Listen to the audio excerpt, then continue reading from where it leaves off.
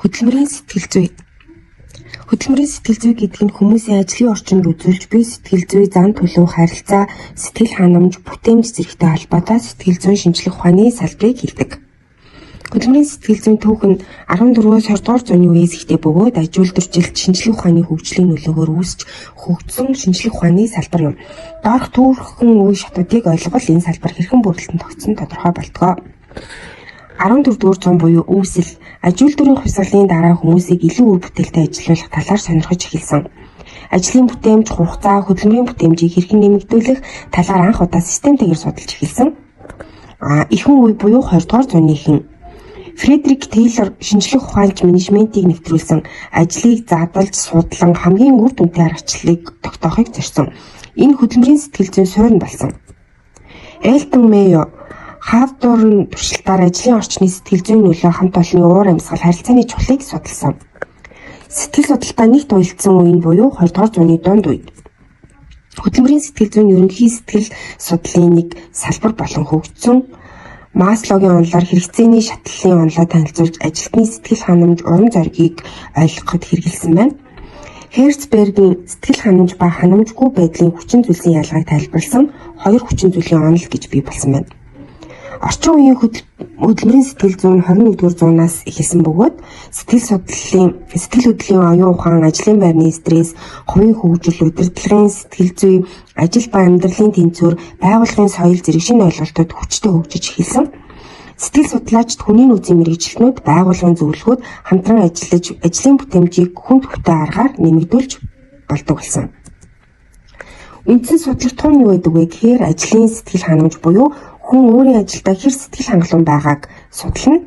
За хөдөлмөрийн урам зориг буюу ажилтны ажиллаа хийх сэтгэл итгэхийг судалдаг. Ажлын стресс буюу ажлын ачаал, дарамт зэргээс үүдэлтэй сөрөг сэтгэл зүйн нөлөөллийг шинжилдэг. Дөрөвт нь багийн харилцаа буюу хамт олонны дундах харилцаа, хамтын ажиллагааны үр нөлөөг судалдаг. Тавт нь манлайл ба удирдагчийн сэтгэл зүйн нөлөө ажилтнуудад хэрхэн урам өгч бүтээмж нэмэгдүүлэх талаар судалдаг байх нэ.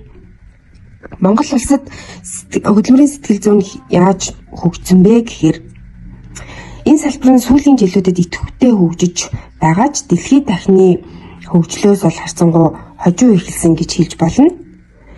За Монголын хөгжлийн нэгдүгээрт нь эхлэл үе буюу 1990 оноос өмнөх үеийг авч үздэг.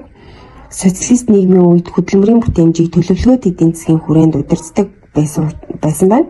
За сэтгэл зүйн талаас биш харин ноорм, сахилах бат, төлөвлөгөөт биелэлт зэргийг чухалчилдаг байсан. Харин 90 оноос хойш буюу шинэ нийгэм шилжих үе. За энд бол ардчлал, зах зээлийн харилцаанд шилжснээр байгууллагууд хүний нөөцөө зах зээлийн зарчмаар удирдлах шаардлагатай болсон. За энэ үед хөдөлмөрийн сэтгэл зүйг онлын талаас нь ойлгож эхэлсэн ч практик хэрэглээ нь бол бага байсан. Харин сүүлийн 10-аас 15 жилийн хугацаанд хүний нөөцийн менежментийн хөгжилтөө уялдан хөдөлмөрийн сэтгэл зүй чухал тооцогдож эхэлсэн. За компаниуд ажлын сэтгэл ханамж, стресс, ажлын уур амьсгал, манлайлал, багийн харилцаа зэрэгт анхаардаг болсон. Сэтгэл судлаачид, зөвлөхүүд, коуч нар ажлын орчны сэтгэл зүйг судалж зөвлөгөө өгдөг болсон. Мөн сургалт судалгаа хийдэг болсон. Ихтэй сургуулиудад сэтгэл судлалын хөтөлбөрт хөдөлмөрийн сэтгэл зүй орж эхэлсэн. Хөдөлмөрийн аюулгүй байдал, эрүүл мэндийн хүрээнд сэтгэл зүйн эрсдэл, ажлын стрессийн талаар судалгаа хийдэг болсон. За Монгол Улсын их сургууль, санхүү эдийн засгийн их сургууль, шинжлэх ухаан технологийн их сургууль зэрэг сургуулиудад холбогдох хичээлүүдийг бас зааж эхэлсэн. За яг энэ хөдөлмөрийн сэтгэл зүйтэй холбоотой Монгол улсад толгомдож байгаа асуудлууд нь бол ажил олгогчид хөдөлмөрийн сэтгэл зүй ач холбогдлыг бүрэн ойлгоогүй тохиолдол илбэг байдаг. Мэргэжлийн хөдөлмөрийн сэтгэл зүйч зөвлөхийн тоо цөөхөн байдаг. Судалгааны өгөгдөл, практик хэрэглээ, бодлогын дэмжлэг бас дутмаг байдаг нь тулгамдж буй асуудал болж байгаа. За цаашдын чиг хандлага нь бол сэтгэл зүйн эрүүл мэндийн ач холбогдол өсөн нэмэгдэж буйтай холбоотойгоор энэ салбар улам хөгжих төлөвтэй харагддаг. За ажилтны сайн сайхан байдал буюу employee well-being, ажлын байрны сэтгэл зүйн орчин, удирдлагын сэтгэл зүй гэх мэт чиглэл түлхүү хөгжих магадaltaй болсон байдаг. Анхаарал хандуулсан явдалд баярлалаа.